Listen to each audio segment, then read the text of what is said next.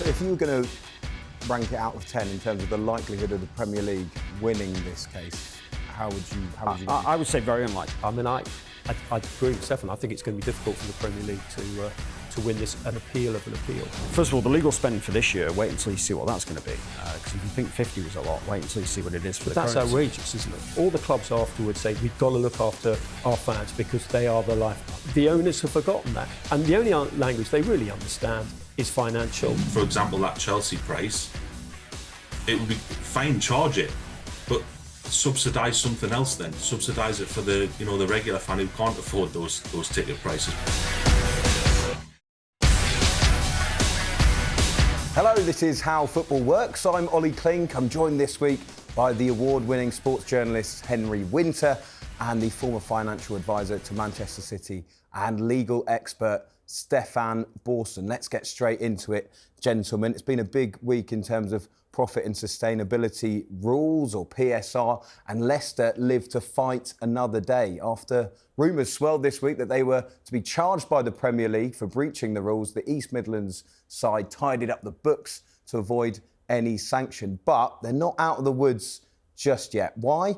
Because the Premier League have them in their sights yet again and are back in the courtroom for alleged breaches by Leicester in the 22-23 season, something the Foxes had already successfully appealed. So if you're a bit confused by this one, we've got two experts luckily in the building to break it down for us. Stefan, I'll start with you. Can you make sense of this for us, starting with that appeal from the Premier League to their own appeal?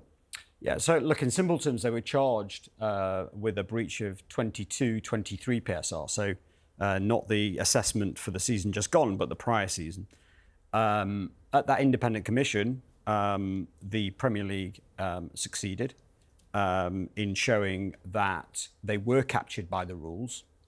It wasn't an assessment of what the penalty should be. It was just an assessment as to whether actually the Premier League had what's known as jurisdiction. Leicester City then appealed and succeeded in that appeal.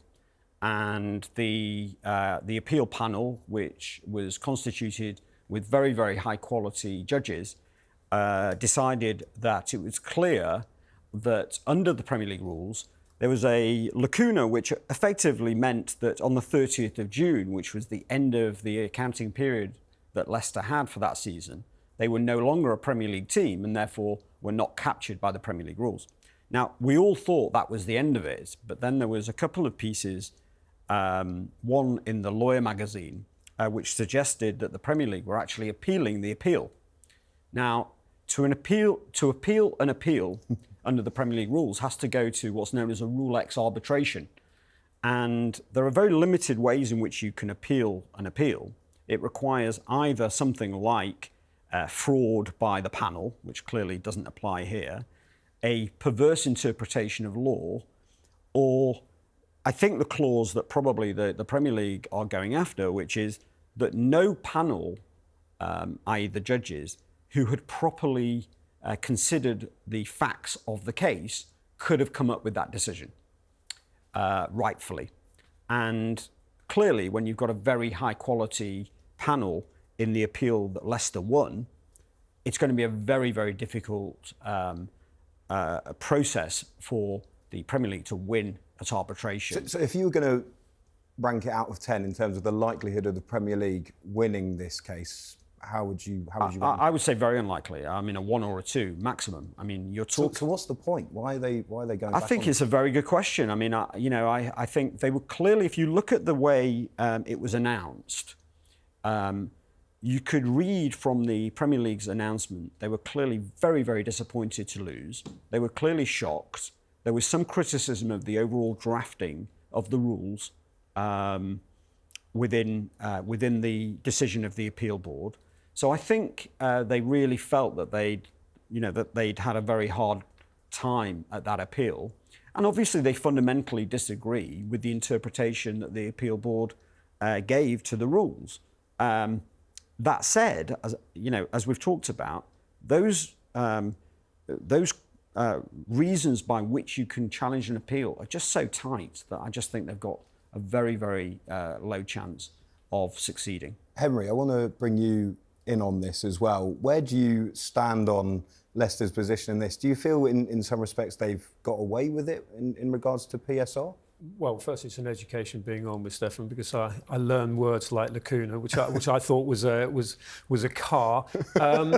In terms of the overall Premier League approach, you can't sort of distance what's happening, what they've been trying to do to Leicester and what they tried to do with Everton and Forest to an extent. I think there is an element of shock therapy. That's a sort of a phrase that's being used a lot in the media about the Premier League's approach to actually try and get some wins, because it's difficult to get wins against Manchester City, but maybe they feel that they can take points off certain clubs and actually show that there is bite to FFP, PSR, which I think is important. In terms of the Leicester perspective, they just had a very good lawyer who went through the law book, the rule book, and showed that actually they were effectively timed out in terms of the Premier League's ability to punish them, because they'd already passed over their Premier League card in a way to Luton Town. So I have some sympathy for Leicester City. They're my local club, the fairy tale. You can't get away from the fact that what they've been through in terms of the ownership, what they do generally. I know this is away from lawyers, but what they mean generally to the community, to the fans, and also what they brought to the Premier League. But I mean, I'd agree with Stefan. I think it's going to be difficult for the Premier League to win this, an appeal of an appeal. And Nick DeMarco is that lawyer that you're talking about. It's not his first run-in with the Premier League. I mean, he's obviously very, very good at his job, but is there, some respect he's there laughing at the Premier League at times? Well, look, at the end of the day, he's laughing. He's laughing anyway because he gets another run at the Premier League and gets paid for it. So he'll be perfectly happy with any challenges, and he will feel as though he's very likely to win the appeal of the appeal. I mean, I do think that if the Premier League has a strategy where they'll go after a small group of clubs who they perceive to be smaller clubs because they're a bit scared of taking on some of the bigger boys, I think that's a massive problem. But don't you think that's a reality? I would hesitate to conclude that, because I just think it would be such an outrage that I struggle to believe that would be an internal policy to do that. I mean, I think if you were arguing from the Premier League's perspective, what you would say is we had a situation where we were faced with the Everton and the Nottingham Forest breaches that ultimately they both admitted, so there can be no question that there were breaches. We took them through our internal processes, including appeals, and they were penalised with sporting sanctions. And look what's happened in the following year. Actually, we've got a complete clean bill of health. If you were arguing from the Premier League's perspective. So they would say, well, the fact that we have no clubs breaching in 23-24 is an endorsement of our approach for 22-23 and for 21-22. And, I think a lot of fans, particularly Everton and Nottingham Forest, would say that's an outrage. But you can also, I think, say the idea of PSR is that nobody breaches. And they've got to that position in 23-24. So the shock therapy has actually worked? Yes, but I would say that it would be a bit of a stretch if you were the Premier League to say, well, it worked and we applied the shock therapy, but only to clubs that we effectively knew wouldn't fight back. I think that can't be what went on at Premier League headquarters. And if it did, it would be an outrage. But you look at the Premier League legal outlay. What was it? Sort of 50 million, which it would be nice if that money had sort of gone into the game rather than on lawyers. But then you look at the huge armies of lawyers that the elite clubs have, and that their owners naturally do in their business and working lives, and they have recourse to lawyers. There is, I'm sure, if you did a sort of table, the ones with the strongest football squads are often the ones with the strongest legal squads. Well, I mean, at the end of the day, first of all, the legal spend for this year, wait until you see what that's going to be. Because if you think 50 was a lot, wait until you see what it is for the current. That's outrageous, isn't it? How much could it be, Stefan? Well, look, do you think? I think just the City case alone could cost 20 million quid this year. Wow. So almost half of Yeah, 50 million we just spoke about. you know, obviously, if they've got no PSR breaches for 23-24, then maybe they're going to have that kind of saving around that because they're not going to run those through processes. Look, of course, you're right that the bigger the club, the more they can afford the legal fees. But at the end, for most teams and for most cases, the legal costs are, you know, less than a month's salary cost for these clubs. I mean, the City case, if you put the City case to one side, which is an extraordinarily large and complex case, Everton spent around about £2 million on their defence of their cases, which, you know, of course it's £2 million they'd rather spend elsewhere, but it's not going to move the dial particularly. The Premier League spent £5 million on that particular case. Again, not going to, you know, these aren't incredible numbers when spread across 20 teams. So I think there's a bit too much where people talk about, the power of the lawyers versus the Premier League and whether there's a David and Goliath of Manchester City versus the Premier League or Chelsea versus the Premier League or United versus the Premier League. At the end of the day, the legal costs in the grand scheme of the Premier League, where you've got billions of pounds of budget, are neither here nor there. You don't want to spend them, but it's not going to move the dial. From the Premier League's perspective, they're trying to get to a position where the rules are adhered to. And I can't believe that what their strategy was let's make an example of Everton and Nottingham Forest because we don't think they're going to fight back. Those clubs both fought back with very high quality lawyers. Leicester have got Nick DeMarco, who's arguably the best sports lawyer around. So, you know, I think it's simply a case that those clubs did breach and those measures have had the consequence that in 23-24, nobody has breached. And, you know, if you're defending the Premier League, you would say that is a good outcome. Henry, I just want to go back to one of your points where you said about that 50 million, which Stefan says that figure's going to rise for this season as well. But you said that it should really have gone back into the game. How much frustration do you think there is from the fans that it seems that it's boardroom battles and courtroom battles that are going on rather than us focusing on what's going on the pitch? Yeah, I guess that's the way the modern world's gone, and the rise of the lawyer. Look, I mean, clubs do need good lawyers. Players need good lawyers. You know, we've seen with Sven-Göran Eriksson this week, you know, the need for top quality advice. So, yeah, I agree that what the Premier League are doing is essentially right. We want a competitive league. This is very different from the leagues that they have in America, and I know we've got a lot of American owners over here, but the competitive balance where you can have a Nottingham Forest, okay, we saw the breaches there, but you can have a Nottingham Forest up the top, that it's not necessarily dominated. I know it's been dominated recently by Manchester City, but Liverpool, who are a pretty well-run club, they can go in there. I think that there should always be in any given day that any team can win in the Premier League. Would fans of Aston Villa and Newcastle come back at you on that? Because they've achieved success, they've got into the top four, but because of these rules, they're still being limited in what they can spend. But they are in the top four. And I think if you look at how they then commercialise this success, I mean, Aston Villa and Newcastle, I mean, they're great clubs, historic club. Aston Villa, one of the founding fathers of the Football League in 1888. You go there and you see the statue for William McGregor.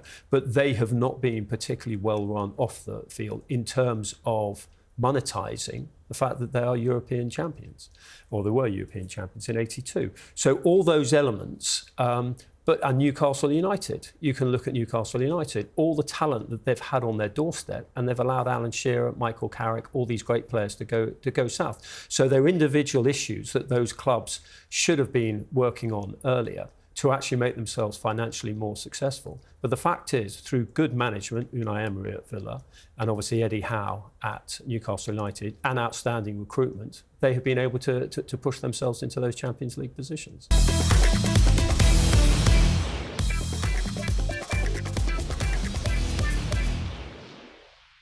There's also been an interesting story, Stefan, I really want your views on this, concerning Manchester United. Now, as you say, there was a clean bill of health, so it wasn't just Leicester who escaped any punishment, it was all those clubs that were rumoured to be involved. But there's a story about Manchester United potentially having a frantic sale of Kobbie Mainoo, of Alejandro Garnacho. Of course, Rashford's already linked away from the club as well. But this is to avoid one of those crazy deadlines that we saw last year, 30th of June, clubs doing all sorts of different business to try and get around these rules.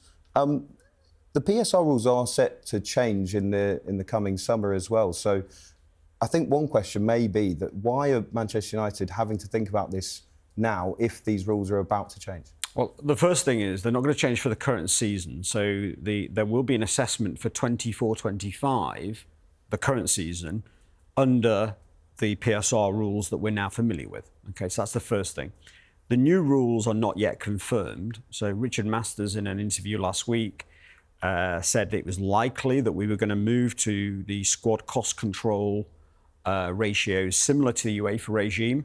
That's going to be voted on probably in June, which is, relatively late. It is being run at the moment as a shadow system by the clubs, so they don't need to adhere to them, but they're processing them as if it's coming in place. It doesn't look the same as the current PSR rules, but there will be a lot of elements that will go from what we have now into the new rules.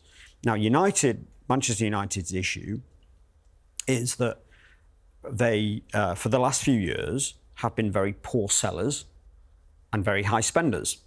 And we know that but for a £40 million permitted COVID allowance for 21-22, and because they were also permitted some allowances relating to the Sir Jim Ratcliffe share purchase and the sort of auction process that went on there. We know that because of the allowances in respect of those two costs, they just about got through 23-24. I think what the fear must be at United for the current season is that they've had a number of matters within their budget that's gone against them. So, for example, they are now likely to finish in a lower position. They're not in the Champions League. They had to pay out around about £25 million to swap Ten Hag for Amorim. And all of those things then, obviously filter through into your profit and loss and into your end of season calculation. So I suspect that they are in a position where they expected to be compliant and will still expect to be compliant because they'll do these things, but they're a little short. And when you're a little bit short, we now know that you have, a range of options. You can sell footballers, and particularly you can sell young players, the Rashfords of this world, where you know that you make pure profit. Or you can do what Chelsea have done, which is you can find some assets within your overall group and you can find a subsidiary to sell them to or a third party to sell them to. I guess the only surprising thing about the Manchester United story is that the first names on the list would be Mainu, Rashford and Garnacho, as opposed to, actually, why don't we just do what Chelsea have done and sell our women's team to a subsidiary and move it outside of the reporting perimeter?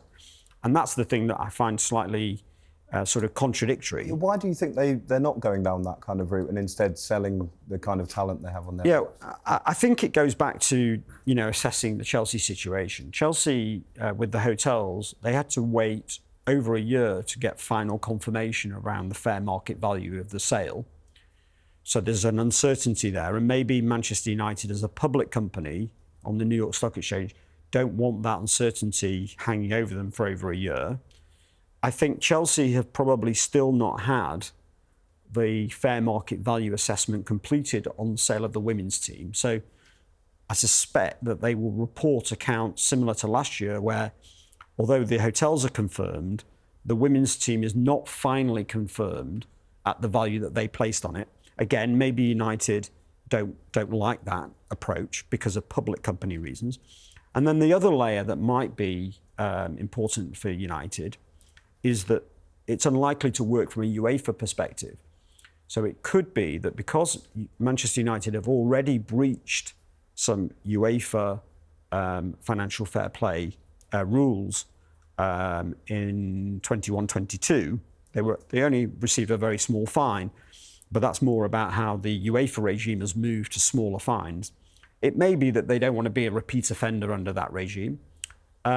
Or alternatively, they may just have a belief that internal group sales of peripheral assets like property or fundamental assets like the women's team actually don't comply with the rules.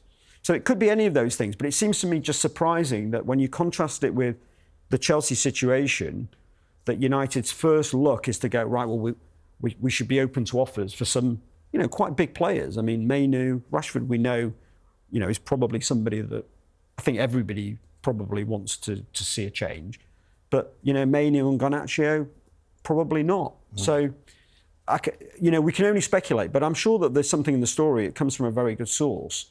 We'll just have to see how that pans out. But I suspect they're very close to the edge. Henry, you were the man who spoke to Marcus Rashford and found out that actually he himself potentially wants a new challenge as well. But if we focus as well on Mainu and Garnacho, it's interesting as well that obviously Stefan points out that these are the kind of homegrown talents as well, if you want. Do you feel that these rules have robbed fans of being able to see talent that comes through their ranks at clubs, because these clubs realise that to get around these rules, they're going to have to sell them? There's so many examples of it. You think of the likes of Elliot Anderson, a Geordie going to Nottingham Forest. They lost Yankuba Minter as well. But this goes across so many different clubs. Do you think that's a shame for fans? Yes, it is a shame for fans, particularly with Mainu. But Mainu, for me, you have to look at all these cases individually. And I think there are two dynamics at play here. One is the sort, the general PSR issues that Manchester United have, which Stefan has outlined. But also you've got a new manager in who has come in, an old head coach, and has looked at the squad, which has effectively been compiled by 4 or 5 of his predecessors, and have different tactical templates. He's come in with a tactical template of 3-4-2-1 without dragging football into a business discussion. It's actually key in the Manchester United case. So initially he started with Casemiro and Eriksen as his central midfield, and then he realised Ugarte, who we obviously knew from before, was ready, and he gave Kobbie Mainoo a game. And I think he's been impressed by Kobbie Mainoo with his application in training. Kobbie Mainoo is on a ridiculously low amount of money for an England international, for a player who most people now see as established in Manchester United's midfield. And he's young. And I think that's just a normal contractual dance between club and player and agent. And they'd be absolutely mad to let him go, because how do you replace a Kobbie Mainoo, whatever the PSR benefits of selling homegrown? Rashford, I think, is different, because the direction of travel for the last probably 3-4 months, probably even actually predating Amorim coming in, is that the club wanted him out. I don't think that there are so many well-sourced stories in the Times and the Telegraph and the Mail and other papers, which the club could have knocked down but didn't, and which basically was just Rashford was being linked here, there and everywhere. And this was even before Amorim came in. So I think that's slightly different. But they just Amorim's looked at that squad and just realised there are a lot of players there who don't fit his tactical template. Say, whether it's an Anthony obviously has to go. They're going to lose a lot of money on that. Casemiro obviously has to go. If they can generate money in this window out in Saudi, then that's fantastic. Eriksen, obviously, his contract's running down. But I think there's a real, let's not ignore the football element to this, the tactical element, that you have a man in the middle, Ruben Amorim, who is very, very, very key there, is actually saying, I need people out of this squad for footballing reasons, as well as obviously the PSR reasons. How dare you bring football into our business discussion? Apologies. And there is a complexity, of course, with some of that footballing stuff, because Anthony is a perfect example, and because they paid so much, they're almost guaranteed to make a loss on the disposal. And what that means is it worsens their PSR perspective. So you've got this, the impact of the football. I mean, they'll be desperate to get rid of some of these players, and they're almost blocked from doing it unless they can make a profit from selling a homegrown player to pay for the loss they're going to make on a player like Anthony. But that's where PSR puts you, unfortunately. They discussed all of this, by the way, on talkSPORT YouTube's Inside Devils. They didn't seem happy, our panel, with those potential deals, so that is worth checking out as well.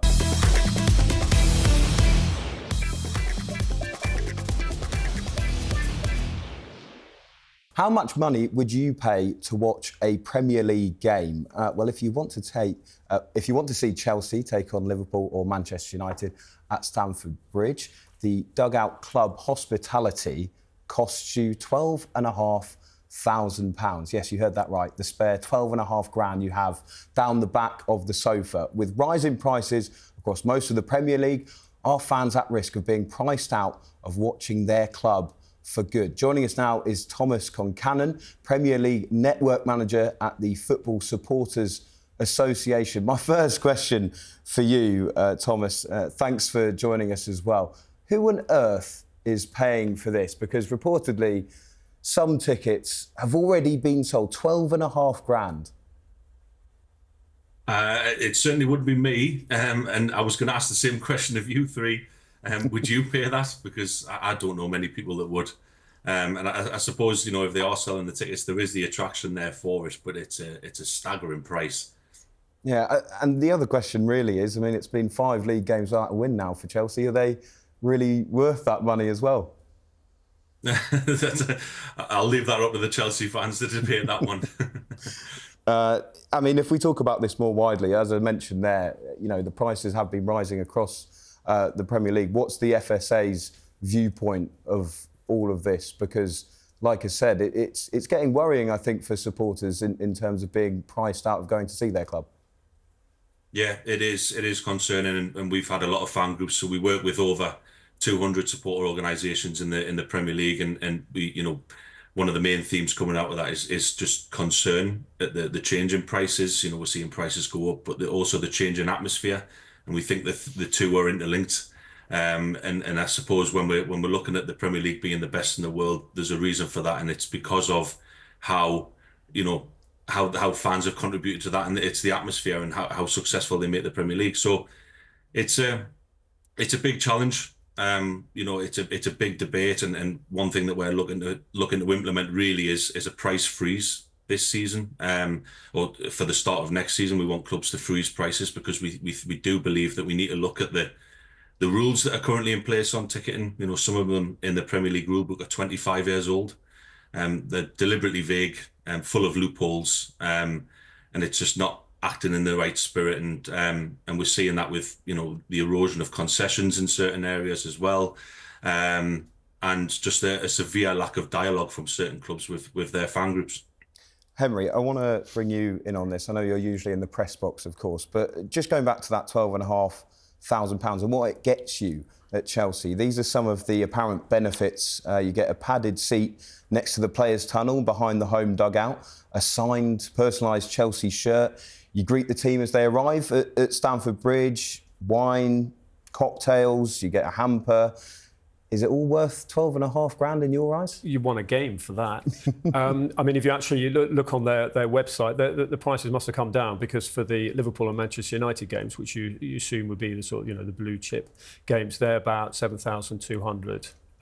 So they have come down a bit, but I have issues many issues with this. First, atmosphere, as Tom's been talking about, and the FSA have been fantastic on this. It does affect the atmosphere. Secondly, segregation. You're going to have away fans, and Chelsea point this out on their website. If you're an away fan in what is effectively a Chelsea home area, then you have to behave accordingly, i.e. no shirts. And they even say no T-shirts with offensive messages on them. And if you are thrown out, you don't have any financial recompense as well. So I do have issues with that in terms of security. The broader issue, and this is why the FSA is doing such brilliant work on this, is that collectively, English fans, they're just too tribal. It's not like the Germans, where they will actually sort of rally as a group nationwide. You'll have Bayern Munich and Borussia Dortmund, these old rivals, standing shoulders to shoulder on issues like ticket prices or ownership. Actually, on this issue, as actually with the European Super League, the fans have been fantastic. So we've seen Manchester United and Liverpool fans sharing banners. There's an FSA banner out there. We've seen West Ham fans getting support from other London club supporters on their Save Our concessions, because they're looking like they are almost trying to price out younger fans and older fans. We have an issue particularly with, for me, the 18 to 24 generation, who are, my kids are that age, and when they go into that stage in life, they've They've got things like, the costs of whether it's college, whether it's starting out with work. They don't have much disposable income, and they're the lungs of the stadium, and they're the future of these clubs. And remember, if you look at how many Premier League clubs there've been, some of them have slid out of that. They don't always stay in the Premier League. We've got to look after these fans. These fans who are protesting are the ones who are going to be there, turning up, even if their team sinks down into the Championship and into League One. So it's absolutely vital. And just final thing I'll say on this, because the FSA do such brilliant work on it, I can only echo what they do, is that one of the reasons why broadcasters pay so much, particularly overseas broadcasters, for the English game, the English atmosphere, the English fan. They absolutely love that atmosphere. They love that backdrop. I went to about 140 games during COVID, games behind closed doors. It was terrible. All the clubs afterwards say, we've got to look after our fans because they are the lifeblood. The famous Jock Stein quote, football without fans is nothing. And the owners have forgotten that. And the only language they really understand is financial. And if I was one of the broadcasters and the fans, the real fans, the ones who generate the noise, the legacy fans, as they're slightly patronisingly called, if they are priced out of the game, the spectacle, as we call it, will actually ebb on television. And broadcasters will say, well, why are we paying so much? Thomas, do you go along with what Henry says there, especially about almost a generation being left behind because of being priced out of these games? Absolutely. I couldn't agree more with what Henry said there. This is one of the biggest concerns here. We do have clubs who are changing the age bands as to when you apply for a concession. There was one example at Nottingham Forest in a particular area of the ground where they reduced the age requirement from 19 to 17. So it meant that an 18-year-old in a certain part of the ground was going up from, I think it was about £190 to 850. These are staggering prices for young people. And it's examples like that as to where this campaign was born out of. We see that we got given some data by the Premier League that said that the average price across the Premier League is £38. We do have issues with that number because we don't think it takes into account the entire scenario. Fans have to pay membership fees to be able to buy one-off match tickets because of demand. There's no idea as to what the success rate of those is. So that, again, that average price can easily fly up. So we do believe there needs to be a proper discussion about this. There's a lot of data hidden behind commercial sensitivities, let's say, but clubs do have fan advisory boards now. A lot of them have to sign NDAs, so they can't discuss it any further anyway. We do believe there just needs to be that data, that proper data given to supporters so they can have an adult conversation about this and see where there might be where problems lie, but also how they can work together and fix those issues. For example, that Chelsea price, it would be fine, charge it, but subsidise something else then. Subsidise it for the regular fan who can't afford those ticket prices. But we don't see that. We see the general ticket prices going up, and the hospitality prices going up. We understand there's going to be hospitality. There's obviously a need for it and a demand for it in the Premier League. But it would be great to see that reflected in the general admission prices as well. But we aren't seeing that right now. Well, let's take a look at some of those general admission prices across the league as well, because top flight ticket prices have risen by 800% since the 90s as well. It's quite a staggering figure. Of course, you've got your own campaign with the FSA, Thomas, to try and prevent this. But let's have a look at some of those clubs. Manchester United charged the most for the cheapest ticket at £66. And some fans might point out that the roof still leaks at Old Trafford, by the way. Southampton, the least, at £25. The most expensive matchday ticket goes to Fulham on £160. Ipswich's, meanwhile, is nearly 4 times less than that, on £48. In terms of season tickets, Arsenal's cheapest is over £1,000, £1,073. West Ham is the cheapest there at £345.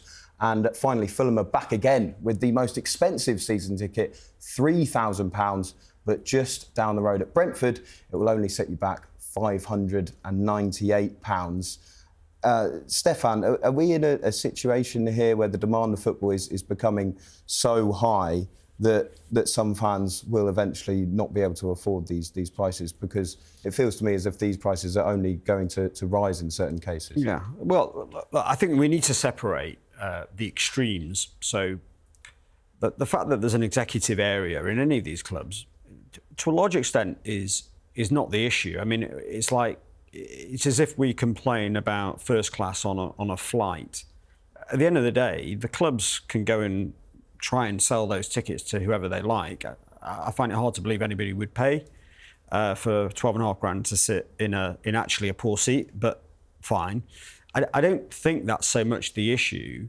I think it's very much around the general admission. So I would sort of look away from the extremes and think, okay, well, what can we do about general admission? We've got this amazing £30 away ticket, right? So that is the first thing that has to be protected at all costs. And, you know, I've been the beneficiary of that ticket at Chelsea and Brentford, and, you know, that it feels like a great bargain to have a £30 ticket at Chelsea, right? So that has to be protected. It has to be protected for fans, obviously, but also for the atmosphere and the product itself. And surely the Premier League and all of the clubs appreciate that. There's then the issue that you've got in terms of the overall stadium. And I think the challenge that the clubs have got is balancing the cost of the operations. So we know that all of the clubs are losing money, effectively, at the operational level. We know that there is a demand and very, very high wages, and there's a demand for lots of transfers, and that's all in there. And then this new thing that's come in over the last 2 or 3 years, maybe a little bit longer, but almost every major club is now talking about rebuilding the stadium. And these are projects that are costing £1 billion, £2 billion. Now, the real fear that I think we should all have is if the clubs go out and spend £2 billion on a stadium, they will have no choice but to push these general admission ticket prices up. But the economics just will not work any other way. And how we make that sort of, you know, how we bridge that issue, I think is extremely complicated. Fans will be priced out. I mean, Newcastle is a perfect example.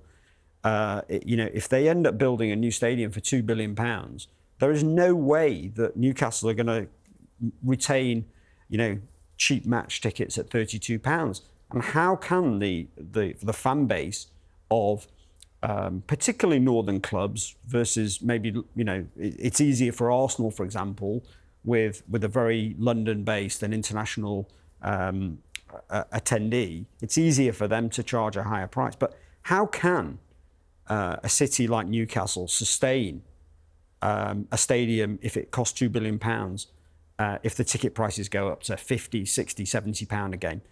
It's an enormous problem. I don't think anybody's got any simple answer. You know, we can restrict the clubs, but ultimately, nobody's going to build a stadium for £2 billion if they're then restricted on ticket prices for most of the fans. So, you know, it's a very tricky issue. How do you solve that kind of issue then, Henry? Because, to be fair, Stefan has laid out, especially with all those clubs, as he rightly says, thinking about expanding. What's the way that you solve this kind of issue in your view? What the clubs aren't factoring in, and there's more than strong anecdotal evidence to confirm this, is that a lot of the supporters who feel that they're being priced out, they're desperately clinging on to their season tickets, their season cards, because it's in their blood. They've inherited it from their parents, this love of the club, and they want to keep going. And it's a passion they want to pass on to their kids, so they will keep going, and the clubs will exploit that loyalty. But the flip side of that is that a lot of them are going, and they're simply not going and spending so much in the mega stores. They're not going and spending and having that extra burger or getting there half an hour earlier and sort of enjoying that side of it more. So the club's losing out on that side. So while they may be increasing the costs and encouraging more tourists to come in, particularly in London, you know, you just go to a London match now and it's remarkable, the high tourist element to it. But they're going to be losing out from those individual fans who do keep going. But then the clubs will think, well, if I can get one individual who comes in from overseas, he's going to spend £100 on a ticket and then probably even more in the mega store. That's fine. But they will pay the cost long term in terms of atmosphere. Thomas, just before we let you go, we know you're a Newcastle United fan. Just spoke there about a potential new stadium. Just want to know where you stand on it. Would you rather stay at St James's Park or move to somewhere new? I would rather stay. It feels like St James's is my home. So if there was a way to redevelop, I understand there's a demand there, and we could probably increase and still fill it. But St James's Park to me is so special. I would hate to sell out and pass it on to something new. And I think one thing with Newcastle as well, we are so central to the city centre that to lose that would be a massive hit as well. So yeah, it's an interesting debate certainly. Thomas, thank you very much indeed. Thomas Concannon there from the FSA. He's the Premier League Network Manager.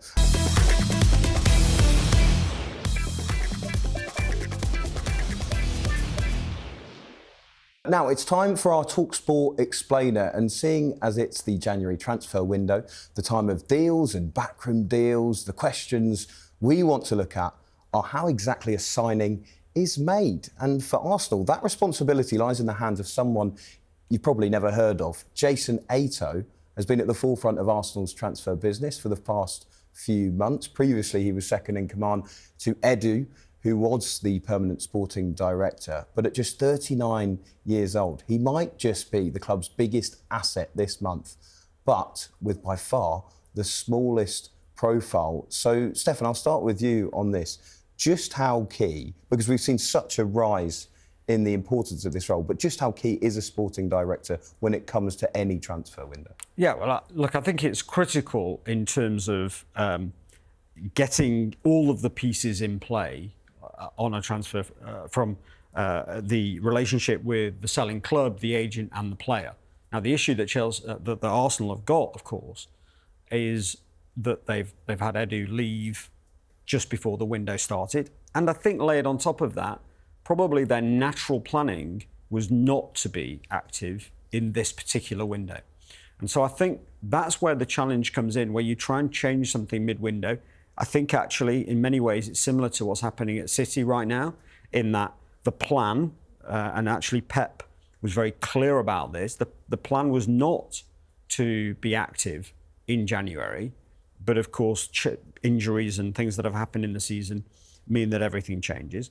Then I think it's a lot to do with those relationships that the sporting director has, particularly on the agent side, to try and, especially in a January window where the market is sticky. You know, players don't really want to move, teams don't really want to sell. And laid on top of that, this season, we've got the Champions League and the Europa going into January, which means, again, teams are even more reluctant. So I think the role is critical, but I think it's particularly challenging where somebody comes in, you know, I don't know when Edu left, probably November, and all of a sudden, you know, the interim is up, you know, front and centre, and also now might have a budget that wasn't expected.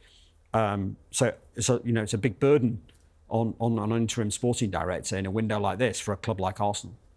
Henry, if we go back to football matters very quickly, of course. Apologies. Well, Stefan's pointed out there, obviously, the injury to Jesus, and I mean, going after a number 9 has been something talked about in terms of Arsenal for a very long time now. But can you see them doing that business in January? Can you see them going all out and trying to sign that elusive striker? You say talked about, it's been screamed about in North London for about the last 3-4 years, and it was very surprising. I mean, you talk to Arsenal fans and they're saying we need a striker, we need a number 9. Havertz came in for 50 million from Chelsea. Everyone says, oh, well, he scored the goal in the Champions League final for Chelsea against Manchester City. I mean, it was a great finish, but he's not a number 9. If you look at his numbers this season, his goals and Arsenal, Arteta defenders or club defenders will say, well, he's actually got a decent goal return this season. He doesn't always do it against the elite teams, and that is absolutely key. They need a top-class number 9. They'll know that. Arteta's an incredibly experienced, knowledgeable football man. He'll know the strengths and weaknesses of his squad better than anyone. He will also know the potential, who is really out there that he can get. I mean, Osimhen would be expensive. Sesko is probably a summer target. David as well. I mean, there are options, but Stefan's saying it's difficult to actually get the elite players in January for a collection of reasons. I mean, look, they're being linked with Zubimendi for another midfielder for next summer. I think if you talk to Arsenal fans, they were saying, get all your money together in this world of PSR and throw it against the elite centre forward. Well, it's interesting because one name you left out there was Alexander Isak, which I'm very pleased about because I don't have the same accent as Thomas, but I'm a Newcastle fan as well. How unlikely is that deal actually to happen because of the cost it would surely bring? The cost, I mean, we saw the headlines about 10 days ago after an Eddie Howe press conference where, not that he was putting any figure on Alexander Isak, but they were £130 million. It will cost £130 million. Look, whether it's £100 million, I mean, it's still a substantial sum. They don't want to sell him. Why would you? And also, why would you want to leave Newcastle United at the moment? They're absolutely flying. There's a setup there which brings the best out of Alexander Isak. Look, he's not a born and bred Geordie like you, but he probably wants to be in. He may want to be in London. He may want to be at a club like Arsenal and linking with Odegaard. But I just can't see them getting him at the moment. I think it's fanciful. Also, there's one other issue which no one mentions with Isak. How easily does he get through a medical? I mean, we've seen, over the past years or so, that he's had one or two injuries. Look, he's absolutely flying at the moment and he looks absolutely perfectly fit. But you also have to factor that element in with a player like him if you are going to be paying that sort of sum. If we look at Arsenal's business overall as well, it feels like a lot of these deals that they've done have been long-term ones. But I think a bit of a frustration for Arsenal fans, like Henry pointed out, is that the money's gone on centre-backs, it's gone on defensive midfielders. It's very rarely been going in recent seasons on attacking players. Do you think that that's been a strategic failure from Arsenal? We can all be fans of other teams and look from the outside and think they were short of a striker as much as the Arsenal fans thought they were short of a striker. But I do think a lot of it is strategic, as you say. I mean, I think that they have been a very smart club in terms of their acquisitions. I think the Edu-Arteta partnership worked very well. Clearly, it's left them slightly short this season, but of course, you can't always legislate for injuries, certainly of your key players. And but I do think that there's been a general caution in Arsenal's approach over the last 2-3 years, which has given them right now huge PSR capacity, as opposed to just they didn't think of that or they didn't get round to it. Gentlemen, it's been an absolute pleasure. Thank you very much indeed, Stefan Borson and Henry Winter. That's it from us this week. Please remember to like this and subscribe to talkSPORT on YouTube, or you can keep up to date and follow the show on Spotify, where you can both watch and listen to all of our episodes. Thank you very much for your company, and thanks again to our panellists Henry Winter and Stefan Borson. See you next time.